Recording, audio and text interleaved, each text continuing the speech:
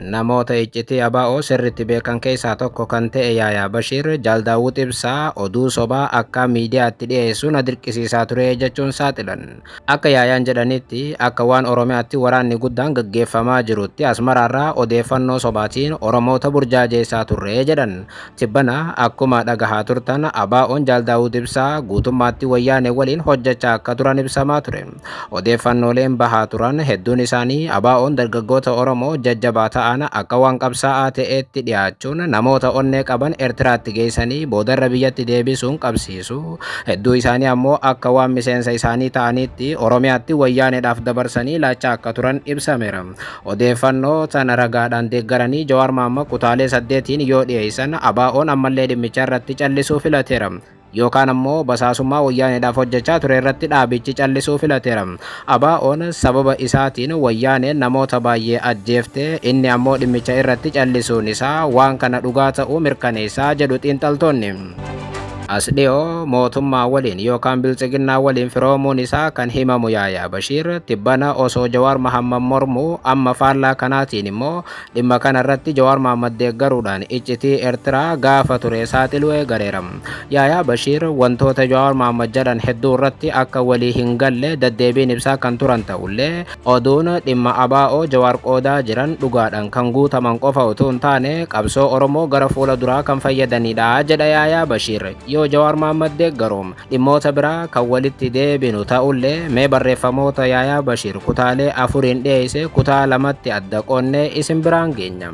As keessatti ABO'n oduu sobaatiin akkamiin Oromiyaa dirree waraanaa fakkeessaa ture, gama biraatiin Jaal Daawud Ibsaa akkamiin achitti Yaayaa Bashiir doorsise yookaan ammoo nyaara itti jijjiire waan bal'aa dhageessu. Barreeffama Yaayaa Bashiir kutaa 1ffaa yoo eegalu gabaasa injifannoo sobaa yeroo Eertiraa turre. Bara 2012 haga 14 dirqama dhaaba keessatti natti kenname lama baadheen hojjechaa ture jedha Yaayaan barreeffama isaa yoo eegalu. Gar tokkoon gulaalaa sagalee bilisummaa Oromootiif TV gaaddisa dhugaatii, gama kaaniin ammoo dubbi himaa dhaaba ABO'n ture jedhan. Kanarratti hojiin dabalataan hayyu duree irraa fudhadhee hojjedhus ni jiru. Hojii kana keessatti leecalloon addeessa gara ummataatii baafamu yookaan ammoo public relation resources isa guddaa ture jedhan. Odeessi kun motora hamilee qabsichaa jedhameeti ummanni raadiyoo jala taa'ee dhageeffachaa ture jedha Yaayaa Bashiir. Kana keessa odeessonni waa'ee tarkaanfii diina irratti fudhatamuu isa olaanaa ture kan jedhan Yaayaan odeessi kun qaamota dhaabicha jalatti ajajaman lamarraa ni dhufaa jedhan. Kunis ajajoota waraana bilisummaa Oromoo dirree jiran irraatiif qeerroo bilisummaa Oromoo akka siviilitti ummata keessa socho'an irraa oduu nu gahuudha jedhan. Dirqamni hojii kiyyaa tokko qulqullina odeessa gara ummataatti faca'u to'achuutiif wayyeessuu ture kan jedhan Yaayaan gabaasni qaama lachuurraa dhufu irra hedduun isaa gonkumaa kan amanuudhaa fi gurratti ulfaatu ture jedhan. Haala dhaabichi yeroo sana wal caccabsee bututee jiru keessatti odeessi tarkaanfii jedhamee dhufu sun ummatatti ibsuu dhiisi gola keessattuu nama 2-3 ta'anii walitti himuufillee qaanfachiisaa ture jedhan. Odeessa tarkaanfii injifannoo jedhamee dhufu keessaa kanneen akka woboon humna diinaa irratti haxxee hidhee waraana ooraalii 2 guutuu gubee daaraa botoroo godheera jedhu oduu sobaa ta'uu eran. Kan biraa qeerroon bilisummaa Oromoo laguu gabaa milkeessuudhaaf tarkaanfii fudhateen ooyiruu midhaan diinaa heektaara 100 hangana lafarratti gubee daaraa botoroo godheera.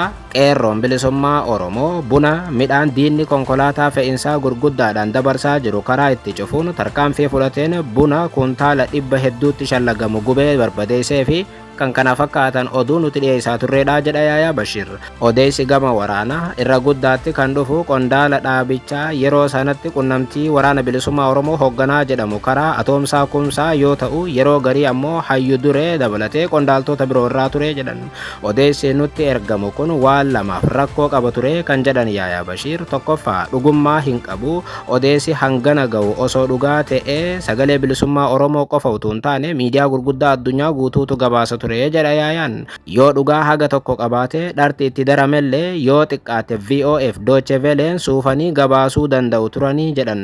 Yeroon dubbi himaa dhaabichaa turetti akkaan gabaasaa tarkaanfii karaa wobootiif qeerroo bilisummaa Oromootiin fudhatamu torbaanitti cuunfee yookaan samaraayis qindeessuudhaan gara miidiyaalee addunyaa facaasuun ajajnaan waliin rakkachaa ture jedha Yaayaa Bashiir. Ajaja Jaal Daawud irraatti kenname waliin rakkachaa turuu isaa yoo ibsu. Kuusaa gabaasaa kijibaa kana toonii meeqaatama kan markabni baachuu hin dandeenyeen miidiyaaleetti ergaa ture kan jedhan Yaayaa Bashiir akka guddina gabaasichaatti Oromiyaan guutuun waan raafamtee yookaan waraana guddaa keessa jirtu fakkaata ture jedhan. Miidiyaaleen gabaasa kana amananii nurraa fudhatanii odeessa dabalachuudhaaf nu gaafatanii fi gabaasan tasuma hin turre jedhan. Odeeffannoo sobaa ta'uu waan baraniif irraa fudhachuu didan. Rakkoon odeessa kanaa lammaffaan ammoo tarkaanfii midhaanii fi buna gubuu jedhu sun osuma dhugaa ta'eyyuu kan nama suukanneessu malee kan uummata gammachiisu hin turre jedhan. Humni tarkaanfii akkasii fudhatu yoo jiraate qabeenya sana gubee barbadeessuu osoo hin taane booji'ee qabeenya dhaabaatiif uummataa yoo godhe maqaa dhaabichaa ni tolcha ture jedhan. Yoo booji'uuf haalli aanja'uu fi baannaan gubee barbadeessuuf dirqamees akkas jedhee addeessuutu irraa eeggamaa jedhan. Dhugaas hin turre malee osuma dhugaa ta'eyyuu akka aadaa Oromootti midhaan gubuun waan ceeraa yookaan dheekkamsiisaa ture jedha Yaayaa Bashiir. Haalli kun anaaf qormaata guddaa ta'een achitti yookaan Eertiraa yeroon ABO keessa turetti riibana dhorkaa ture kan jedhu Yaayaa Bashiir akka gulaalaa oduutti fi akka qabsaa garaa qulqulluu sabichaaf injifannoo dhugaa hawwuu tokkotti odeessa akkasii osoo keessi koo hin liqimsineen uummatatti akka himamu dabarsuun natti ulfaate jedhan. Abjuu sobaatiin sabicha gowwoomsuudhaan qabsoon haqaa milkaa'aa jedhee of amansiisuu hin dandeenye kan jedhan Yaayaa Bashiir osoo haqa qabanii haqa ofii kijiba hagana ga'uun mancaasuun maaliif kan jedhu gaaffii natti ta'e. Kanaafuu maaltu ta'e jechuun waan Eertiraatti isa mudateef waan godhaa ture itti fufan. Barreeffama Yaayaa Bashiir kutaa lammaffaa dhimmuma kana itti fufen sobaan moo haqaan qabsoofna kan jedhudha. Odeessa tarkaanfii jedhanii asoosama dharaa achumatti katabanii nutti erguun dhaabbachuu didee jedha Yaayaa Bashiir. Guyyaa tokko atoomsaan akkuma barate sana odeessa injifannoo jedhee waraqaa tokko natti kennee jedhan. Yoon fuudhee laalu akkuma baratame sana dhiigaas na danfise kan jedhan Yaayaa Bashiir of tasgabbeessuudhaaf tattaafadhee garuu hin dandeenye kanaaf akkas jedheen jechuun waan isatti dubbate hima. Yaayaan yoo atoomsaatti dubbatu odeessa akkasii kanaan uummata mirqaansanii qabsicha milkeessuun ni danda'ama jettee amantaa? Deebii atoomsaa haaluma qabsoo riphee lolaatii bar dhugaa qofaan gabaasa yoo jette uummanni iyyuu jiraachuu kee dagata. Yaayaa Bashiir gaaffii kiyya naaf hin deebifne bara atoomsaa. Adeemsa akkasii uummanni guyyaa duraa yoo dhaga'u mirqaanuu mala. Yeroo itti deddeebi'aa deeme garuu uummanni dhara ta'uu hubatee nun taajjabu. Keessattuu jiraattoonni naannoo tarkaanfiin fudhatame jedhamuu sanii akka wantichi dhara ta'e yeroo beekan jaalalliif abdiin dhaaba kanarraa qaban hin bushaa'u. Haala kanaan qabsichaatu milkaa'amoo diinaatu irra aanaa deema jettee yaadda? Akka miseensa hoogganaa dhaabichaatti jechuun Yaayaan atoomsaa gaafatama. Deebi'ii atoomsaa jalbaru yookaan ammoo Yaayaa Bashiir gaaffii akkasii siif deebisuu hin danda'u deemi hayyu duree gaafadhu jechuun inni siif deebisuu hin danda'u jedhee gara hayyu dureetti na ergee jedha Yaayaa Bashiir. Anis akkuma inni naan jedhe sana hoggaasuma waajjira hayyu duree ABO'tiin deemee jedhan. Yoon ol seenu jaarsi yookaan hayyu dureen ABO Jaal Daawud Ibsaa fuula seequutiin na simate kan jedhu Yaayaa Bashiir. Seequu isaa keessaan garuu akka waaniin dhufeef sana dursee atoomsaarraa inni bilbilaan dhagaheen tilmaame jedhan. Yaayaa Bashiir akkuma ol seene Jaal Daawud Ibsaa yoo isatti dubbatu akka midhu keessaa jirtan miti naan jedhe jechuun kan dubbatu Yaayaan. Anis dirqiidhaan seeqqachuudhaaf yaalaa suduudumaan dhimma dhufeefittiin seenee jedhan. Kabajamoo Jaal Daawud dhukee isaa osoo hin taane waan ofitti dhukee isaa jiru natti fakkaata jedheen Jaal Daawuditti dubbadhee jedhan.